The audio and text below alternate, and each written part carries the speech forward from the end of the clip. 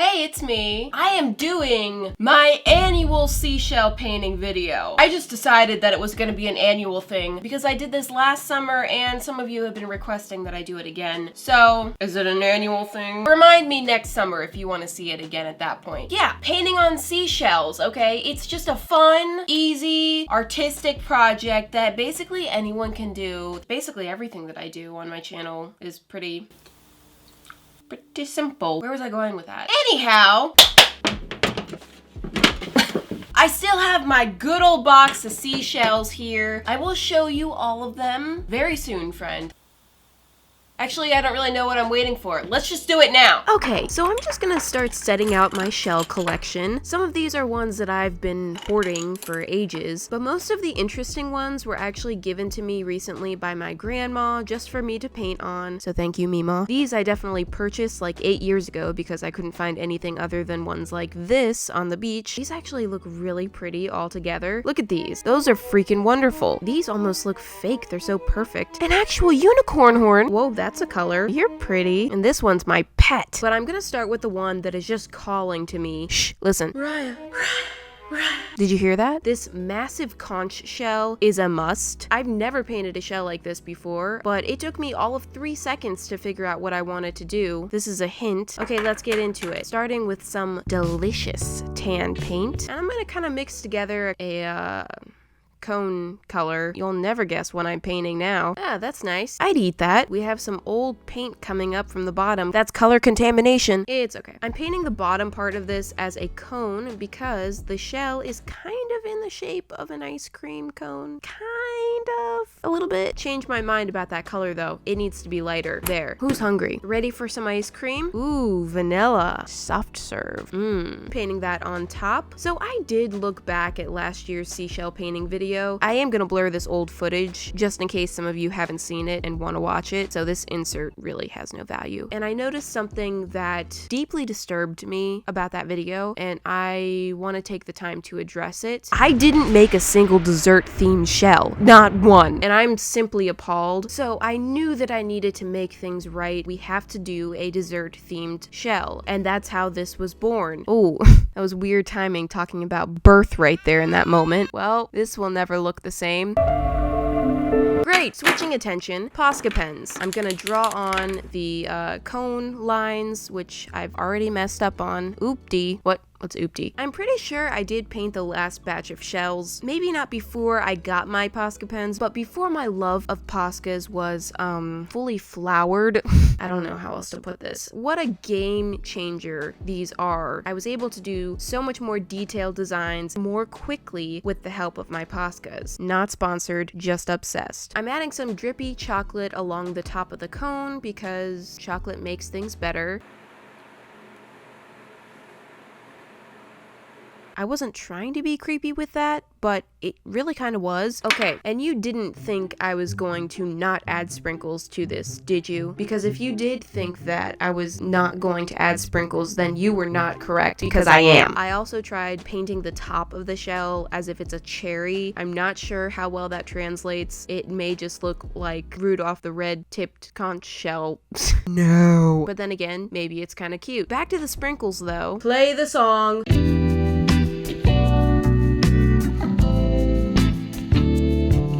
Alright, sprinkles are done. Adding another layer of chocolate, we're gonna be double dipped in a couple highlights here and there. And look at that, it's a, oh, wait. It's an ice cream cone. Final step, I'm just gonna add a nice protective gloss over it. And here it is, all finished. I'm holding it like it's an actual ice cream cone. Get your finger out of the ice cream, man. I think this is a very strong start to our shell painting adventure because I'm loving this.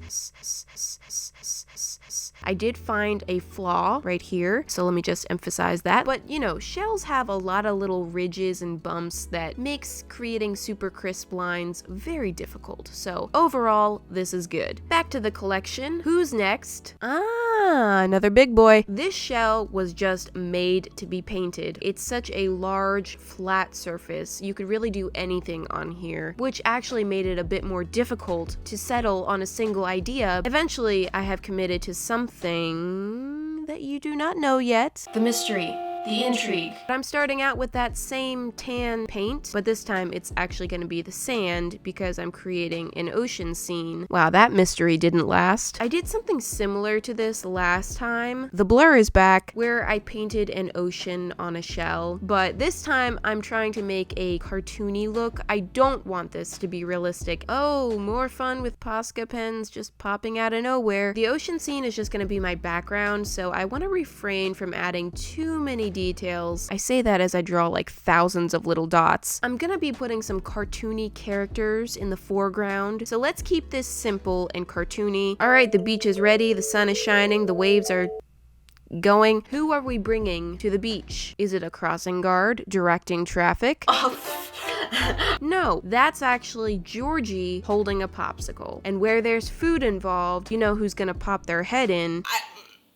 I don't know. It's Cousin Derp. He's always hungry. So these are both original characters of mine from past videos. Sometimes I like to bring them back and draw or paint them in different ways. I had such a strong temptation to theme one of my shells completely as a watermelon, but I've been trying to take a small break from watermelon and or strawberry themed things because I do those so often. But it's difficult. It's an addiction. I did allow myself this little bit of watermelon detail right there, and that's gonna be it. So if you don't know Georgie, he was born on November 29th. He's a pineapple duck, and he says hello. Now you know him. I chose him for this shell because I thought his colors would look really nice in a beach setting, and I chose to make him eating a popsicle because he needs some refreshment. I almost gave him a surfboard, which actually would have been really freaking cute, but I just had to work that watermelon in. I could have given him a watermelon surfboard. Why didn't I think of that earlier? This is actually good though because the food lures Cousin Derp into the picture. So Cousin Derp was kind of an afterthought, to be honest, but there was a lot of empty space on the right side of the shell, and I thought it might be kind of cute to have him just like creeping up on that popsicle, so I added him in there, giving this a nice thick glaze, and here's the final shell. I think this turned out so cute. I'm really happy with all the detail and the whole vibe. It's just so bright and cheery. It's Georgie, it's Cousin Derp. I just love it so much. Next, I'm gonna grab this one. This is me trying to slide it into the frame.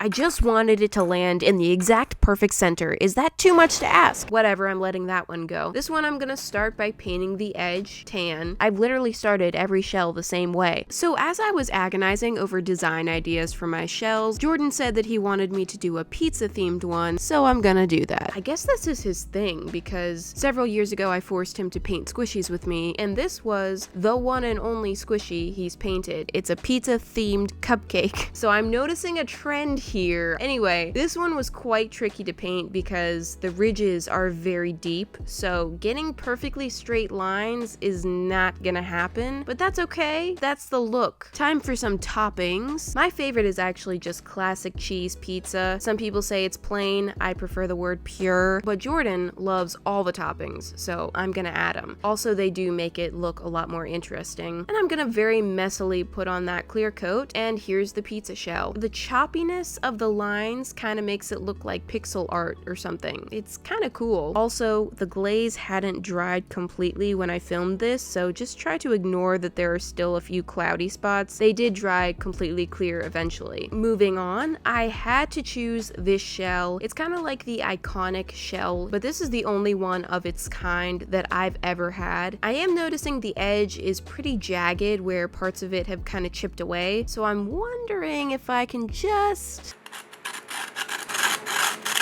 I was very nervous sanding this that I was just gonna break off a big piece because the shell did feel pretty fragile, but I just tried to be gentle. Okay, that's enough of that. Just take care of that dust, and I think that actually really did help. In fact, this will work splendidly for the thumbnail. So here I go, just dumping a whole bunch of paint onto this shell and posing for the thumbnail. All right, that's done. I don't actually want to use these colors on this shell. Do I feel guilty for wasting all of this paint?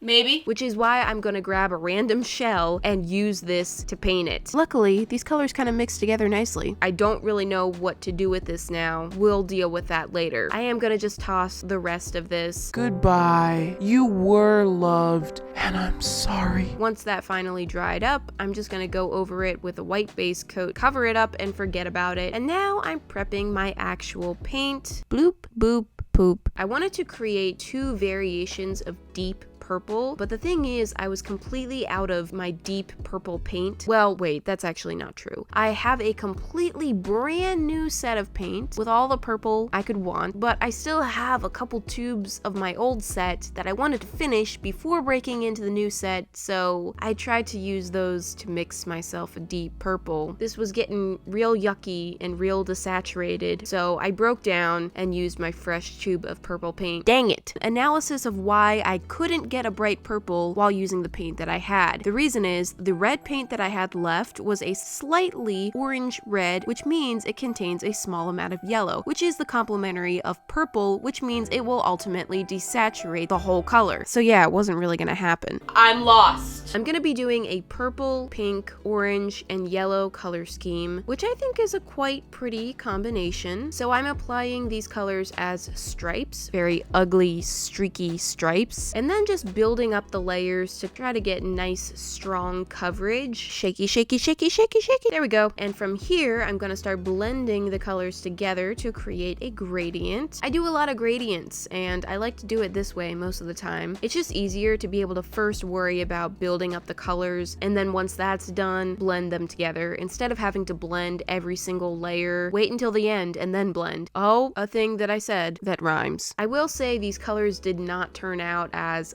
wondrous and magical as I was hoping for. They're a tad bit muddy looking. It's not too bad, I can forgive it. Over top of my gradient, I'm just gonna go crazy and add dots and lines and create patterns. This is probably the most typical style of decorating seashells, but it always looks so cool. I was also kind of hoping to like brighten up the look of the background a little bit. If you're looking for a relaxing, therapeutic art project, this is the one right here.